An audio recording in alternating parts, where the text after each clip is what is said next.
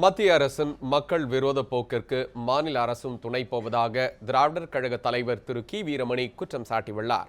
மாட்டிறைச்சி தடை, நுழைவுத் தேர்வு திணிப்பு, ஒடுக்கப்பட்ட மக்கள் மீது நடத்தப்படும் தாக்குதல்கள் உள்ளிட்டவற்றிற்கு எதிராக திராவிடர் கழகம் சார்பில் சென்னை வள்ளுவர் கோட்டத்தில் நடைபெற்றது. இதில் திராவிடர் கழகத்தினர் ஏராளமானவர்கள் கலந்து கொண்டனர். பின்னர் செய்தியாளர்களிடம் பேசிய திரு வீரமணி, மாட்டிறைச்சி உண்பவர்களை கொலை செய்வது கண்டிக்கத்தக்கது என்றும் இந்த போக்கை எதிர்க்க வேறுபாடின்றி அனைத்து முற்போக்கு சிந்தனையாளர்களும் போராட வேண்டும் என்றும் கேட்டுக்கொண்டார்.